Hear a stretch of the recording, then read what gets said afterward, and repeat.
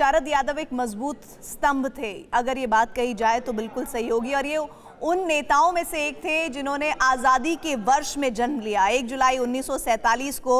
और सबसे बड़ी बात ये कि जिनका जन्म होशंगाबाद मध्य प्रदेश में होता है, जिनकी पूरी जो पढ़ाई है वो जबलपुर के इंजीनियरिंग कॉलेज में होती है। मनोज झा जी हमारे साथ जुड़ गए हैं, आरजेडी नेता। मनोज झा जी, राजनीति में जिस तरह समाजवाद की चर्चा होती है तो शरद यादव जी की भी चर्चा होती है। शरद यादव जी का निधन हो गया है, किस तरह से आज आप उन्हें याद करेंगे? अभी तो बड़ा मुश्किल है इसको आत्मसात करना ही कि वो नहीं रहे।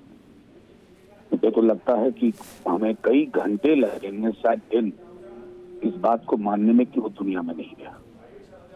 हाल में बात हुई थी, क्या बताऊं, आज ये क्षण नहीं है कुछ कहने का। एक युग अंत हो गया, एक धारा ठहर सी गई और मेरे पास कोई शब्द नहीं है फिलहाल। मनोज जी, बहुत भावुक पल है और इस पल को वो व्यक्ति ज़्यादा बेहतर तरीके से समझता है जिसने बिहार में, उत्तर भारत में समाजवाद के लिए न सिर्फ काम किया है बल्कि उस काम की शुरुआत के चेहरों को समझा है। उनमें से सबसे अग्रणी चेहरों में अगर मैं बात करूं तो शरद यादव जी का नाम आता है।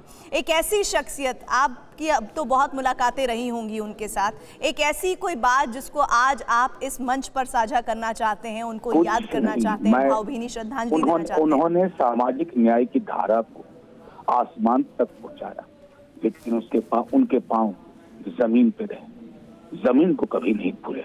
बहुत बिरले नेता होते हैं ऐसे। और क्या कहूं, मैंने बात पहले ही आपसे कहा, एक युग दस्तक देते देते रुक गया जी। बिल्कुल। और अमूमन मनोज जी, हम समझ सकते हैं कि इस भावुक पल पर बहुत सारी बातें आप चाहकर भी नहीं कह पाते हैं। शुक्रिया, आप हमारे साथ जुड़े। रुपेश हमारे साथ है। रुपेश, अभी मैं जिक्र कर रही थी मनोज झा जी से, वो बात मैं आपसे भी जिक्र करना चाहती हूँ। वो ये कि एक ऐसे नेता जो समाजवाद के लिए जब भी बात होगी तो उनका नाम, उनका जिक्र किए बिना समाजवाद की परिभाषा, समाजवाद की स्थापना को लेकर, समाजवाद की सोच और विचारधारा को लेकर बात पूरी नहीं होगी। जिनका जन्म मध्य प्रदेश के होशंगाबाद में होता है, पढ़ाई लिखाई जबलपुर के इंजीनियरिंग कॉलेज में होती है, और वो शख्सियत बिहार की राजनीति में एक ऐसा चेहरा बन जाते हैं जो एक विचारधारा का चेहरा है, वो शरद यादव हैं। ये बहुत बड़ी बात है और ये कम ही नेताओं में होती है, विरले ही ऐसे नेता होते हैं। रुपेश, देखिए, इनके बारे में ये कहा गया या कहा जाता है कि ये राजनीति समाजवाद की आखिरी कड़ी थे और राजनीति की पहली पीढ़ी थे। तो आज एक तरह से कहें कि राजनीति की जो पहली पीढ़ी है वो भी समाप्त हो गई और समाजवाद की आखिरी कड़ी, जो सियासत की जो कड़ी है, वो भी समाप्त हो गई। क्योंकि राष्ट्रीय राजनीति में जो शरद यादव की जो पहचान है, बिहार की राजनीति में जो एक बड़ा मुकाम उन्होंने हासिल किया, मध्य प्रदेश, उत्तर प्रदेश, फिर बिहार में, और एक जो शब्दावली है कि राजनीतिक परचम, तो इन्होंने राजनीतिक परचम कई दशक तक देश में अपनी लहराई है। और उस अंदाज में, जिस अंदाज की मैं चर्चा कर रहा था कि किस तरीके से राजनीति में उनकी दिलचस्पी। मैं आपको रोक रही हूँ। अर्जुन राय जी हमारे साथ जुड़ गए हैं, आरजेडी नेता। अर्जुन राय जी, ये खबर जब हमने सुनी तो एक बार को यकीन नहीं हुआ कि समाजवाद के इस तरह के दौरे झटके इतने कम वक्त के अंतराल पर झेलने होंगे। पहले मुलायम सिंह यादव और शरद यादव, कैसे याद कर रहे हैं आज उन्हें? शरद जी तो हमारे राजनीति में जहाँ तक पहुँचा उन्हीं के आशीर्वाद से पहुँचा हूँ। मैंने ऐसा नेता जीवन में नहीं देखा जो आम आवाम को भी जमीन से उठा करके पार्लियामेंट और असेंबली तक पहुंचा दिया।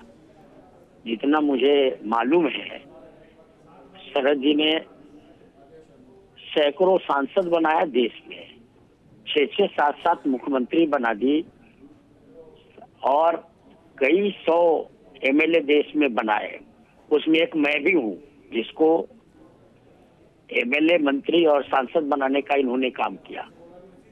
और ऐसे विचार के पक्के, चाहे जितना भी नुकसान हो जाए, सिद्धांत से इन्होंने कभी समझौता नहीं किया और दिन रात केवल समाज के और देश के बारे में सोचने का इन्होंने काम किया। मेरा लगातार इनसे इंटरेक्शन होते रहता था, प्रतिदिन घंटे 2 घंटे इनसे हमारी बात होती रही है। इस 1 तारीख को भी, 1 जनवरी को भी टेलीफोन पर, यद्यपि मैं बिहार में हूँ, हमारी बात हुई, एकदम स्वस्थ है। लेकिन अभी एकाएक जब जानकारी हुई तो इनकी बेटी के मोबाइल पर जब मैंने लगाया तो मुझे मालूम हुआ, सांस लेने में दिक्कत हुई और शरद जी चल बसे। यह देश के लिए अपूरणीय क्षति है।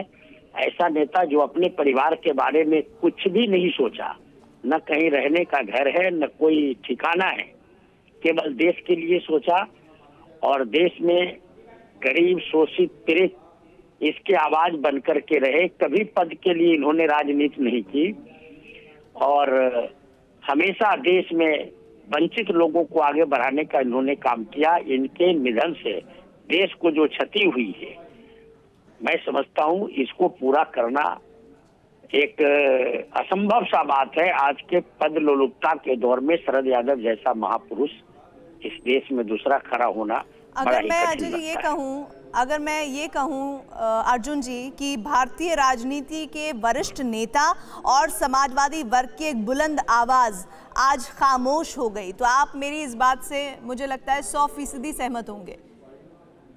100% से भी अगर आगे का गुंजाइश है तो उससे मैं सहमत हूँ।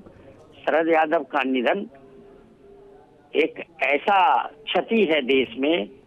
जब पार्लियामेंट में शरद यादव होते थे तो गरीबों की आवाज पार्लियामेंट में होती थी, वंचितों की आवाज हुआ करती थी जी।